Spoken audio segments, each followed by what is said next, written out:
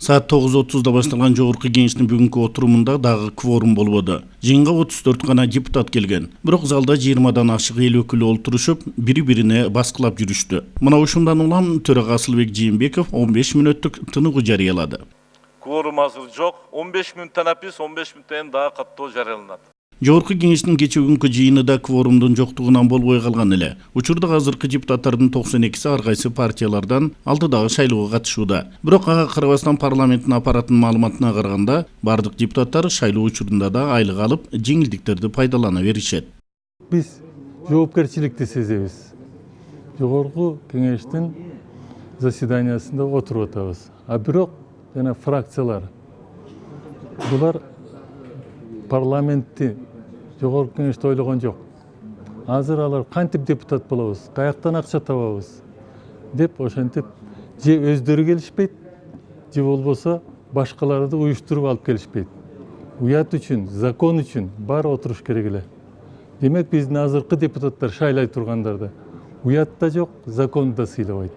Тыныгуудан кийин 15 мүнөттө эле кворум топтоого мүмкүндүк бербеди. Мындан улам төрага аргасынан муну табигый көрүнүш деп атады. 34 депутат каттоодон өттү, кворум жок. Азыр эми табигый нерсе болуп атат. 92 депутат каттоодон өттү. Бүгүнкү күндө үгүт иштерине даярдык көрүп атат. Ошон үчүн кечээ бүгүн кворум болбой калганы бул табигый нерсе. Ошону менен катар координациялык кеңеш шайлоого чейин жалпы жыйын өткөрбөй чечим чыгарганын билдирди. Ал эми фракциялар менен комитеттер кааласа иштей беришет.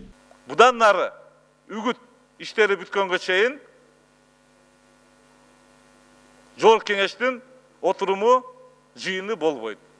Комитет фракцияларда жумушту алып барыңыздар. Жеке депутат катары да өзүңүздүн милдеттериңиздерди аткарыңыздар. Мындан тышкары талапкер катары тизмеге кирген эл өкүлдөрү 4-сентябрдан тартып кызматтык унааларын жеңилдиктерди депутаттык ишмердүүлүгүнөн тышкаркы учурда пайдалана алышпайт деди.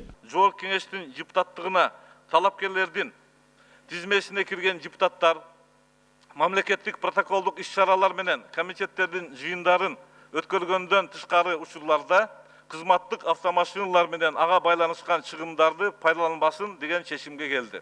Бирок аларды ким көзөмөлдөйт? Жана азыр деле парламенттин депутаты эмеспи. Андыктан эл ишеним арткан ишин таштап салып, өз иши менен жүргөн жоопкерчиликсиз депутаттарды жеңилдиктерди пайдаланбайт деген ишеним жок. Каныбек Темиров, 7 канал, Бишкек өкүлчүлүгү.